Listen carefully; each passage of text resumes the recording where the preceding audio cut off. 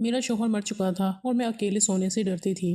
میں نے اپنے 12 سالہ دیور کو اپنے ساتھ سلانا شروع کیا۔ ایک رات میں نے دیور کو آزمانے کا سوچا، لیکن وہاں ہاتھ لگاتے لگاتے میری آنکھیں پھٹی کی پھٹی رہ گئیں، کیونکہ دیور تو میری شادی والے دن میرا 12 سال کا دیور بہت خوش تھا۔ میں نے ہمیشہ اسے اپنا چھوٹا بھائی سمجھا تھا اور وہ بھی مجھے بھابھی ماں کہہ کر پکارتا تھا۔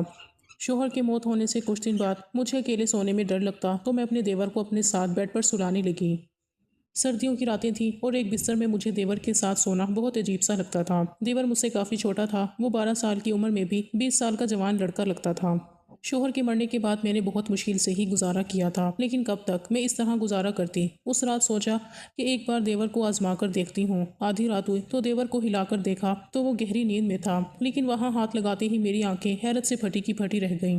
5 دن پہلے ہی میرا شوہر اس دنیا سے چلا گیا تھا۔ میرے گھر میں میری ساس اور سسر اور نند نہیں تھیں۔ میرے شوہر کا دنیا میں اپنے چھوٹے بھائی کے علاوہ اور کوئی نہیں تھا۔ حسنین کی عمر 12 سال کی تھی، وہ مجھ سے چھوٹا تھا۔ زندگی میں نے کبھی اسے چھوٹے بھائی سے زیادہ کچھ نہیں سمجھا تھا۔ میرا دیور 12 سال کا تھا، میں نے ہمیشہ اسے ہی بچوں کی طرح سمجھا تھا۔ جب میری شادی ہوئی تھی تو وہ میری شادی والے دن ہی بہت خوش تھا، کہتا تھا کہ مجھے نئی ماں مل گئی ہے۔ لیکن میری ماں مجھے یہی سمجھاتی رہتی تھی، بیٹا تمہارا دیور تمہاری ذمہ داری نہیں ہے، اس سے فاصلے پر رہنا، تھوڑے عرصے کے بعد وہ بڑا ہو جائے گا، پھر اس کا اور تمہارا پردہ لازم ہوگا، اس لیے تم ابھی بھی اس سے عادت ڈالو کہ وہ تمہارے کمرے میں بنا روک ٹوک کے نہ آیا کرے۔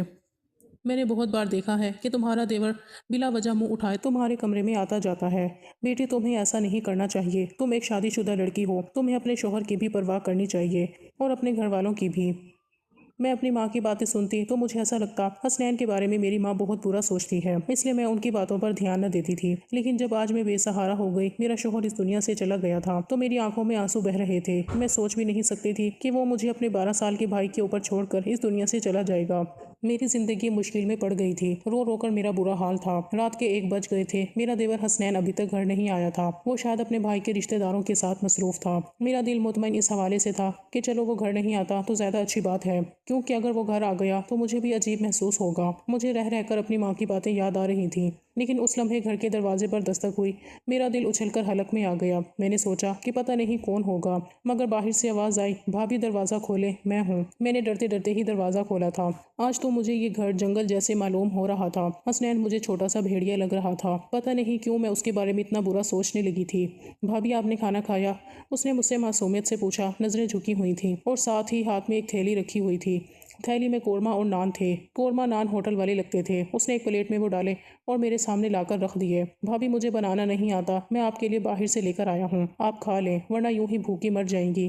میں اپنے بھائی کے بعد اپنی ماں کو نہیں کھونا چاہتا۔ حسنین کی آنکھوں میں بھی آنسو تھے، کہنے کو تو وہ مجھے ماں ہی کہہ رہا تھا، مگر پھر بھی ماں کی باتیں میرے ذہن سے نہیں نکل رہی تھیں۔ بھابھی آپ کو فکر کرنے کی ضرورت نہیں ہے، میں آپ کا سہارا بنوں گا، آپ اس گھر سے کبھی مت جانا۔ وہ بڑی جذباتی باتیں کر رہا تھا، لیکن میرے ذہن میں بہت سارے سوال گھوم رہے تھے۔ پھر اس نے عجیب بات بولی، بھابھی آپ اس کمرے میں رہیں، دوسرا کمرہ چھت کے قریب ہے، مجھے ایسا لگتا ہے کہ آپ کو چھت والے کمرے کے پاس نہیں ہونا چاہیے، اور اب تو سب لوگوں کو پتا ہے کہ ہمارے گھر میں بھائی کی موت ہو گئی ہے، تو کوئی بھی بری نیت سے ہمارے گھر آ سکتا ہے۔ میں حیران تھی کہ حسنین اتنی چھوٹی سی عمر میں ایسی باتیں کیوں کر رہا ہے، کیا اسے کسی نے کچھ کہا ہے؟ مگر جو باتیں اس نے کی تھیں مجھے ٹھیک ہی لگی تھیں۔ میں اس کے کمرے میں چلی گئی۔ حسنین کا کمرہ دوسری طرف تھا، جبکہ میں اور میرا شوہر چھت کے قریب والے کمرے میں رہتے تھے۔ مجھے بہت عجیب لگ رہا تھا، آج پہلی بار میں اپنے کمرے کے علاوہ دوسرے کمرے میں آئی تھی، مگر جو کچھ میں نے اپنے دیور کے کمرے میں دیکھا، میری تو آنکھیں پھٹی کی پھٹی رہ گئی تھیں۔ کمرے کا دروازہ بند کرتے ہی میری نظر ایسی چیز پر پڑی تھی جس نے میرے ہوش اڑا دیے تھے۔ ویسے تو وہ 12 سال کا بچہ ہی لگتا تھا، لیکن میری ماں کی بات صحیح تھی، حسنین جو کچھ کر رہا تھا وہ ایک سمجھدار آدمی ہی کر سکتا ہے۔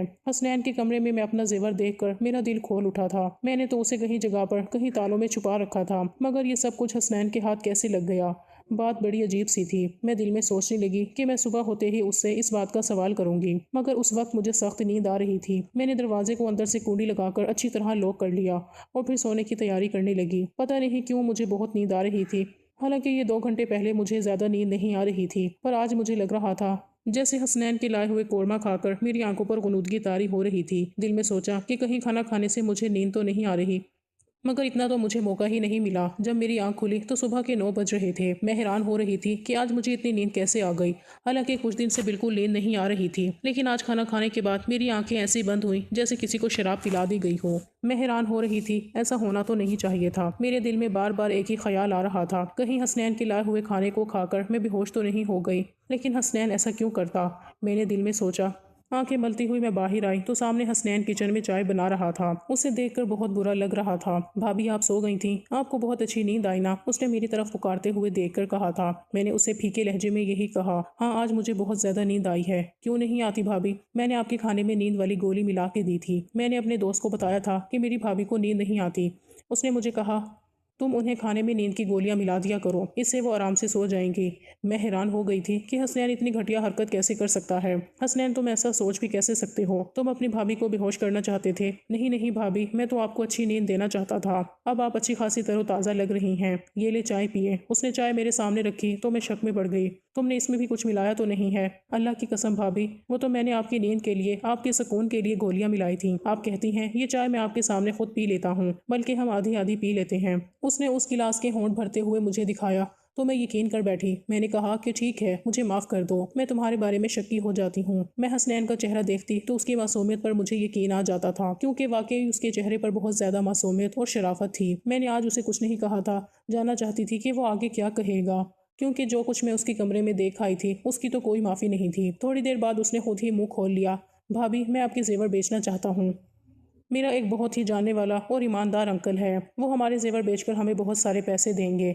हम उन पैसों से ये मकान खरीद लेंगे। इस किराए के मकान में हम कब तक रहेंगे? मालिक मकान तो परसों किराया लेने आ जाएगा, हमारे पास तो पैसे ही नहीं हैं। हसनैन की बात सुनकर मैं हैरान हो गई थी। अभी तक ऐसा तो मैंने सोचा भी नहीं था, फिर वो कैसे सोच सकता था? बात बड़ी अजीब थी। मैंने कहा, हसनैन तुम्हें ये ख्याल कैसे आया कि हम एक नया घर बनाएं? भाभी मुझे आगे शादी भी करनी है, हमें सारी ज़िंदगी एक साथ रहना है। हमारे पास एक नया घर होना चाहिए, और किराए के घरों में तो सिर्फ इंसान जलील और रुसवा होता है। हसनैन की बात ठीक थी, इसलिए मैंने उसे जेवर वाले मामले में कुछ नहीं कहा। लेकिन मुझे डर था कि वो जेवर बेचकर हमारे पास अगर पैसे ना आए तो क्या होगा। मैं एक बेवा औरत थी, मेरा देवर 12 साल का था, तो ऐसे में कोई भी हमें आराम से आसानी से धोखा दे सकता था। मैंने सोचा कि उस बारे में किसी से मशवरा कर लूँ। मैं अपने मायके वालों से कहती हूँ, वो मेरी मदद ज़रूर करेंगे। हसनैन तो छोटा बच्चा था, जबकि इस बात पर मुझे अभी तक गुस्सा था कि उसने मेरे कमरे के इतने ताले तोड़कर वो जेवर निकाले कैसे, जबकि ताले टूटे हुए भी नहीं थे। उस जेवर के बारे में मैंने हसनैन को बताया भी नहीं था। मुझे हसनैन पर गुस्सा आ रहा था, लेकिन वो जो भी करता आखिर में उसकी ऐसी बात करता कि मैं मुतमईन हो जाती। मैंने अपने मायके वालों से कहा कि मुझे ये जेवर बेचकर घर खरीदना है। उन्होंने मुझसे कहा, नहीं, घर लेने की ज़रूरत नहीं है, तुम अब बेवा हो, तुम्हें अब हमारे घर आना होगा। पर मैं उनके घर नहीं जा सकती थी। मैं जानती थी कि मेरे भाई अपनी बीवियों के गुलाम हैं, वो अपनी बेवा बहन को कभी भी सहारा नहीं देंगे। जिंदगी भर इंसान उनके सहारे तो नहीं रह सकती। अभी अच्छा मौका था, मैं अपना जेवर बेचकर एक घर खरीद सकती थी। मेरे शौहर ने अपनी ज़िंदगी में मेरे लिए काफ़ी सारा जेवर बनाया था, मगर अपने भाइयों की नीयत देखकर मैंने वहाँ जेवर देने का इरादा तुर्क कर दिया। अब मैं हसनैन के सहारे ही चल रही थी। मैंने कहा, हसनैन तुम चाहो तो वो जेवर बेच दो। मैं अपने मायके वालों से और उनके रवैये से मायूस हो गई। हसनैन ने अपने उन्हीं अंकल को वो जेवर जाकर दे दिया, और 2 दिन के बाद हमें एक बहुत मुनासिब जगह पर घर ढूंढकर घर की चाबी और घर के कागजात उन्होंने हसनैन के हवाले कर दिए। मैं तो इस सारे अमल पर हैरान रह गई कि 2 दिन में इतनी जल्दी घर हमें कैसे मिल सकता है, जबकि लोगों को काफ़ी सारा काम भी करना पड़ता है। घर का इंतकाल, घर के कागजात, बहुत सारी ऐसी चीज़ें होती हैं जिन पर इंसान को मेहनत करनी पड़ती है, वक्त लगाना पड़ता है। जब हसनैन ने कागजात लाकर मेरे हाथ में रखे तो मैं हैरान रह गई थी। वो था तो 12 साल का, मगर उसकी सोच बड़ों वाली थी। फिर उसने अजीब सी बात कही, कहने लगा कि भाभी हम सारा घर साफ कर लेंगे, तो आपसे ज़रूरी बात करनी है। आज हसनैन की नज़र तो अजीब सी लग रही थी। उसकी नज़रों में कोई अजीब सी बेचैनी थी, जिसे देखकर मैं समझ नहीं पा रही थी कि वो मुझसे क्या कहना चाहता है। उस वक्त मैं जल्दी में थी, हमने घर में सारा सामान रख दिया था। अब हमें आगे की फिक्र थी कि हमारा खाना पीना और राशन कहाँ से होगा, जबकि मैंने तो कभी ज़िंदगी में बाहर जाकर कोई नौकरी भी नहीं की थी। फिर हसनैन कह रहा था कि उसे मुझे कोई ज़रूरी बात करनी है। पता नहीं उसे मुझसे क्या बात करनी होगी। मेरे जहन में बहुत सारे सवाल थे, पर मैं फ़िलहाल चुप रहना चाहती थी। शाम को मैंने सारा सामान अपनी जगह पर रख दिया था। वैसे भी हमारा सामान कम ही था, ज़्यादा माल और दौलत तो नहीं थी जिसे हम लिए फिरते। मैंने सारा काम करने के बाद अच्छा सा खाना बनाया। मैं हसनैन का इंतज़ार कर रही थी, क्योंकि वो इस घर का हिस्सा था और मैं नहीं चाहती थी कि वो बाहर जाकर गंदा खाना खाए। मैंने उसके लिए खाना बहुत मेहनत से बनाया था, बिल्कुल वैसे ही जैसे अपने शोहर की पसंद का बनाया करती थी। हर किस्म के लाड प्यार और नखरे उठाती थी। बहुत सारा खाना बनाने के बाद मैंने टेबल पर रख दिया और हसनैन के आने का इंतज़ार करने लगी, मगर आज वो घर नहीं आया। मुझे बहुत अजीब सा लगा। उसे इस वक्त घर होना चाहिए था, जबकि रात के 11 बज गए थे। भाई की मौत से पहले तो वो शाम को तकरीबन 5 बजे घर आ जाता था, और उसके बाद कभी घर से बाहर नहीं निकलता। हम लोग जब बाहर गोलगप्पे खाने जाते तो वो हमारे साथ ज़रूर जाता, लेकिन अकेला तो कभी घर से बाहर नहीं गया। मुझे डर लग रहा था। मैं उसका इंतज़ार करने लगी, यहाँ तक कि रात के 12 बज गए। 12 बजे उसने दरवाजे पर दस्तक दी। मैंने गुस्से से दरवाज़ा खोला। उस पर बरस पड़ी। कहाँ चले गए थे तुम? हसनैन, तुम्हें शर्म नहीं आती? मैं तुम्हारी बेवा भाभी तुम्हारा इंतजार कर रही थी। मैंने तुम्हारे लिए खाना बनाया और तुम हो के अपने भाई के जाते ही आवारा गर्दियां करने लगे। आखिर ऐसी कौन सी मुसीबत थी जो तुम घर में नहीं हल कर सकते? तुम्हें बाहर जाना पड़ता है। तुम्हारे दोस्त को इधर ही बुला लिया करो। भाभी, मैं ऐसा नहीं कर सकता। उसने नजर उठाकर मुझे ऐसे गुस्से से देखा कि मैं डर गई थी, मगर वो तो एक बच्चा ही था। मैंने दिल में सोचा, मैं इसे डरा धमका तो सकती हूँ। मैं यही ख्याल करके उससे बात कर रही थी कि वो मुझ पर चिल्ला उठा, भाभी बस कर दे, मुझे अब आपकी कोई बात नहीं सुननी, और जो आपने खाना पकाया है वो आप खुद खा लें। ये कहकर वो अपने कमरे की तरफ चला गया। उस वक्त वो किसी 30 साल की मर्द की तरह गुस्सा कर रहा था। मुझे उस पर बहुत अफसोस हो रहा था। वो गुस्से में था, कोई बात उसके पीछे जरूर होगी। मैंने यही सोचकर उसके कमरे में जाकर दस्तक दी। उसने दरवाज़ा खोला, मुझे अजीब सी नज़रों से देखकर बोला, एक बात कहूँ भाभी, आप मुझसे शादी कर लें वरना आप काफिर हो जाएंगी। उसकी बात सुनकर मेरी आंखें फटी की फटी रह गई थीं। तुम ऐसा सोच भी कैसे सकते हो कि मैं तुमसे शादी करूंगी? कहाँ गया तुम्हारा माँ वाला प्यार? तुम तो मुझे सुबह शाम माँ कहते हो। अब क्या हो गया? किसने तुम्हारा दिमाग खराब कर दिया है? इतनी घटिया बात तुमने अपने जहन में सोची भी कैसे, और फिर मुंह से कैसे निकाली? मैं गुस्से से आग बगोला हो रही थी। वो बिल्कुल उसी तरह बिना किसी शर्मिंदगी के मेरे सामने हाथ बांधे खड़ा मुझे टकटक की नज़रों से देख रहा था। मुझे उसकी नज़रों से डर लगने लगा था। एकदम बोलते बोलते चुप हो गई, वहीं से वापस मुड़ी और अपने कमरे में आकर बैठ गई। मैंने कमरे का दरवाज़ा अच्छी तरह से बंद कर लिया था। मेरा दिल जोर से धड़क रहा था। मैं सोच भी नहीं सकती थी कि हसनैन ऐसा निकलेगा और इस किस्म की बातें मुझसे करेगा। मैंने तो उसे हमेशा अपने बच्चों की तरह समझा था। अभी मेरी औलाद पैदा नहीं हुई थी, लेकिन फिर भी हसनैन के बारे में मेरे शौहर ने भी मुझे यही कहा था कि तुम्हें हमेशा उसे अपनी औलाद की तरह समझकर पालना है। उसकी माँ नहीं है, बाप नहीं है, अब तुम ही उसका सब कुछ हो। हसनैन की इन बातों से मुझे बहुत तकलीफ हुई थी। मैंने सोचा था कि आज के बाद मैं हसनैन से कोई बात नहीं करूंगी। कानूनन ये घर मेरे नाम था, मैं इस घर में खुद अकेली भी रह सकती हूँ, पर हसनैन ने दोबारा ऐसी हरकत की तो मैं उसे घर से जरूर निकाल दूंगी। ये घर तो मेरे शोहर के पैसों का था और मेरे नाम पर था, लेकिन हसनैन इसमें रहने का हक नहीं रखता था। अगर वो अपनी भाभी को इज्जत नहीं दे सकता जो उसे देनी चाहिए थी। मेरी खामोशी गुस्से में बदल गई थी। सुबह उठते ही मैंने हसनैन के कमरे का दरवाज़ा ज़ोर ज़ोर से पीटना शुरू कर दिया। फिर मुझे एहसास हुआ कि उसके कमरे का दरवाज़ा तो अंदर से बंद नहीं था। मैंने जब बाहर से दरवाज़ा खोला तो आगे से कमरा खाली था। कमरे में कुछ भी नहीं था। हसनैन कहाँ गया? मैं दिल में सोचने लगी। मेरा दिल गुस्से से पागल हो रहा था। मैंने बाहर वाले दरवाजे पर नजर डाली तो दरवाजा बाहर से बंद था। इसका मतलब हसनैन मुझे घर में कैद कर गया है। मैंने दिल में सोचा तो मुझे उससे नफरत होने लगी। इतना सा है, उम्र भी 12 साल है और हरकतें देखो। मैंने यही सोचकर अपने मायके जाने का फैसला कर लिया, लेकिन फिर याद आया कि मैं तो इद्दत में हूँ। यूँ बार बार घर से निकलना अच्छी बात नहीं है। बस यही सोचकर मैं बेबस होकर बैठ गई थी। शोहर की मौत को 3 महीने हो चुके थे।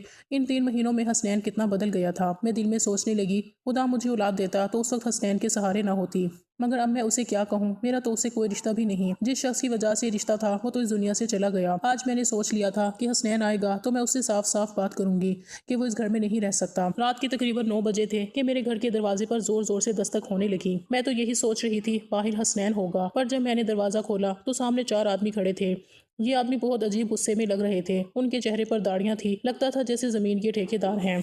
उन्होंने जो बात मुझसे कही थी वो सिर्फ बहुत हैरान कर देने वाली नहीं थी, बल्कि मुझे दुखी कर देने वाली थी। उन लोगों ने कहा, बीबी तुम यहाँ अकेली रहती हो? मैंने कहा, जी हाँ मैं अकेली रहती हूँ। वो लोग बोले, ये औरत और इसका देवर भी उसके साथ ही रहता है, अभी भी घर में ही होगा। ये लोग पता नहीं इस मोहल्ले को क्या समझते हैं, मोहल्ले को गंदा कर रहे हैं। मैं तो कहता हूँ कि उन्हें यहाँ से बेघर कर देना चाहिए। उन लोगों को इस मोहल्ले में रहना ठीक नहीं। मैंने कहा, क्यों भाई साहब, हमने क्या किया है? अरे बीबी तुमने क्या किया है ये तुम हमसे पूछ रही हो? तुम अपने 12 साल के देवर के साथ इस घर में अकेली रहती हो। तुम्हें पता है तुम्हारा शोहर मर गया है, अब तुम बेवा हो गई हो। अपने माँ बाप के घर जाओ, यहीं रहना है तो शराफत से रहो। यहाँ हमारी बहनें बेटियां रहती हैं, ऐसे लोगों को हम मोहल्ले में बर्दाश्त नहीं कर सकते। उन आदमियों पर मुझे गुस्सा तो बहुत आया, मगर मैं उनसे उलझना नहीं चाहती थी। मैंने उनके मुंह पर ही घर का दरवाजा बंद कर दिया। आंखों से आंसू बहने लगे। हसनैन पर गुस्सा आ रहा था, ये सब उसी का किया धरा है। मैंने अपना सामान बांधना शुरू कर दिया। यहाँ रहना मुश्किल हो चुका था। मैं